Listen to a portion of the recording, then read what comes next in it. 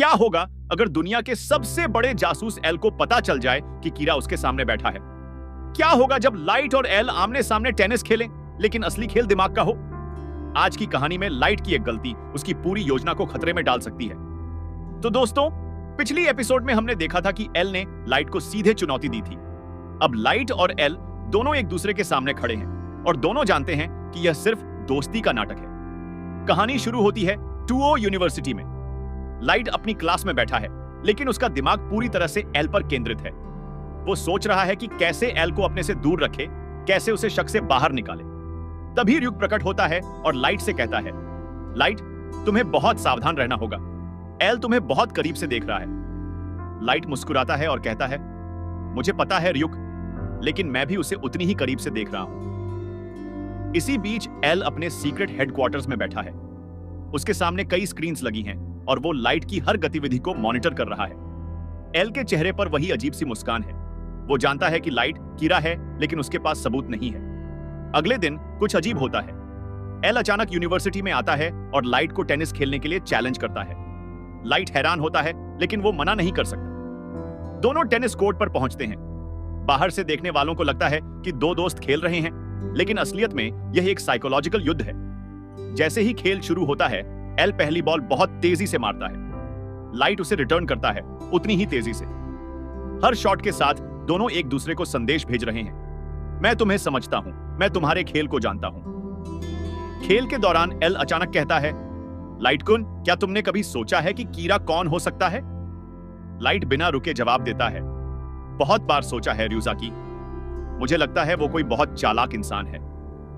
L मुस्कुराता है, हाँ, बहुत चालाक। इतना चालाक कि वो अपने सबसे करीबी दोस्त को भी धोखा दे सकता है। लाइट की आंखों में एक चमक आती है, लेकिन वो अपना कंपोजर नहीं खोता। वो जवाब देता है, या फिर इतना चालाक कि डिटेक्टिव उसे ढूंढ ही ना सके। खेल खत्म होता है। कोई विनर नहीं है, लेकिन दोनों जानते हैं कि असली खेल अभी शुरू हुआ है। इसके बाद की सीन में लाइट अपने कमरे में है। र्यूक उससे कहता है, तुम्हें पता है लाइट, एल तुम्हारे बहुत करीब आ रहा है, तुम्हें कुछ करना होगा। लाइट गंभीर हो जाता है। वो कहता है, मुझे पता है, लेकिन मैं जल्दबाजी में कोई गलती नहीं कर सकता। एक गलत कदम और सब कुछ खत्म हो जाएगा। तभी लाइट के पिता सोइचिरो यागामी का फोन आता है। वो बताते हैं कि एल ने एक नई योजना बनाई है। वो चाहता है कि टास्क फोर्स के सभी मेंबर्स अपनी नौकरी छोड़ दें और पूरी तरह से कीरा केस पर फोकस करें। यह सुनकर लाइट चौंक जाता है। उसे समझ आता है कि एल कितना सीरियस है। एल अपनी पूरी टीम को रिस्क में डाल रहा है, सिर्फ कीरा को पकड़ने के लिए। सोइचिरो यागामी सबसे पहले अपनी रेजिग्नेशन देते हैं। वो पुलिस फोर्स छोड़कर पूरी तरह से एल के साथ काम करने का फैसला करते हैं। लाइट को अपने पिता पर गर्व होता है, लेकिन साथ ही डर भी लगता है। अब उसके पिता भी उसके खिलाफ पूरी तरह से एल के साथ काम करेंगे। अगली सीन बहुत इंपॉर्टेंट है। एल एक मीटिंग बुलाता है। इस मीटिंग में लाइट को भी बुलाया जाता है। एल कहता है, मैं चाहता हूं कि लाइट भी हमारे इन्वेस्टिगेशन में शामिल हो। उसकी इंटेलिजेंस काम आ सकती है। लाइट के पिता हैरान होते हैं। वो कहते हैं, लेकिन एल, लाइट अभी स्टूडेंट है, यह बहुत खतरनाक हो सकता है। एल जवाब देता है, मुझे पता है, लेकिन अगर लाइट कीरा नहीं है तो उसकी मदद बहुत वैल्यूएबल हो सकती है, और अगर वो कीरा है।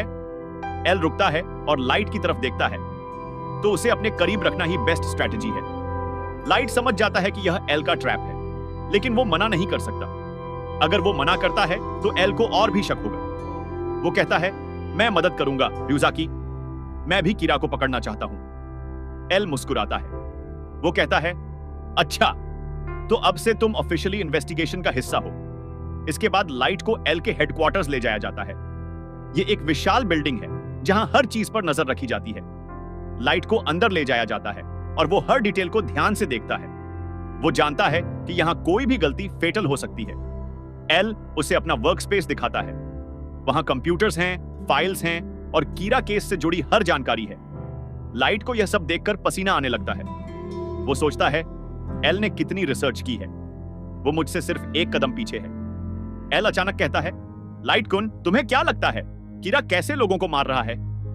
लाइट केयरफुली जवाब देता है, मुझे लगता है उसके पास कोई स्पेशल पावर है, शायद कोई ऐसी चीज जो हमें नजर नहीं आती। एल उसकी तरफ देखता है। उसकी आंखों में एक अजीब सा एक्सप्रेशन है। वो कहता है, इंटरेस्टिंग, तुम सुपरनैचुरल पर बिलीव करते हो?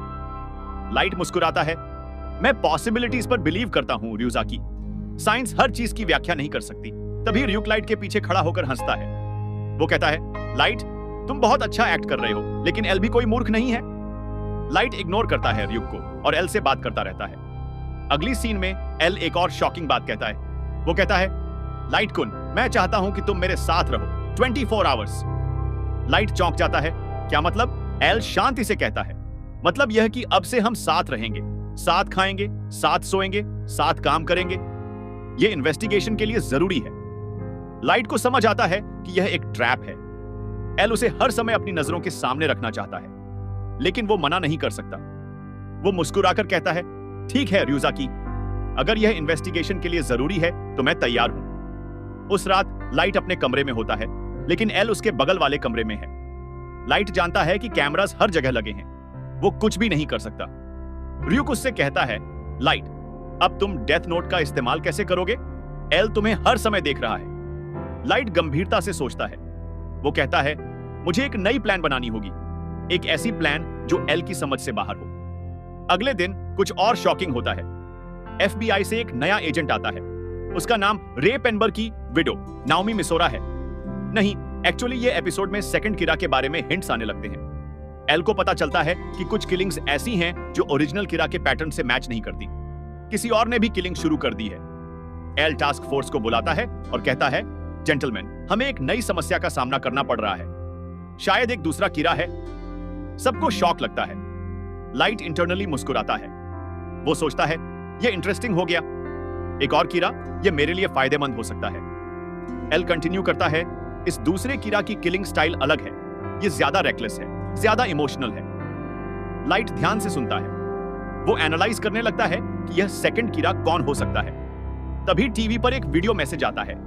एक डिस्टॉर्टेड वॉइस कहती है, मैं कीरा का सपोर्टर हूं, मैं कीरा के मिशन में मदद करना चाहता हूं। एल तुरंत स्क्रीन की तरफ देखता है। उसकी आंखें फोकस्ड हैं। वो कहता है, यह सेकंड कीरा है और यह बहुत बड़ी गलती कर रहा है। लाइट भी समझ जाता है। वो सोचता है, यह मूर्ख कौन है? यह मेरी पूरी प्लानिंग को बर्बाद कर देगा। वीडियो में सेकंड कीरा कंटिन्यू करता है, मैं कीरा से मिलना चाहता हूं, मैं उनके साथ काम करना चाहता हूं। एल तुरंत एक्शन में आता है। वो कहता है, हमें इस सेकंड कीरा को जल्द से जल्द पकड़ना होगा। यह हमारे लिए एक अपॉर्चुनिटी है। लाइट के दिमाग में तूफान चल रहा है। वो सोच रहा है कि कैसे इस सिचुएशन को अपने फेवर में यूज करे। एपिसोड के अंत में लाइट रात को अकेले खड़ा है। र्यूक उससे पूछता है, तो लाइट अब क्या करोगे? लाइट कॉन्फिडेंट स्माइल के साथ कहता है, अब खेल और इंटरेस्टिंग हो गया है र्यूक। एल मुझे पकड़ने की कोशिश कर रहा है। एक सेकंड कीड़ा है जो मुझसे मिलना चाहता है और मुझे सबको अपनी चेस बोर्ड पर कंट्रोल करना है। वो विंडो से बाहर देखता है और कहता है, यह सिर्फ शुरुआत है, असली खेल अभी बाकी है।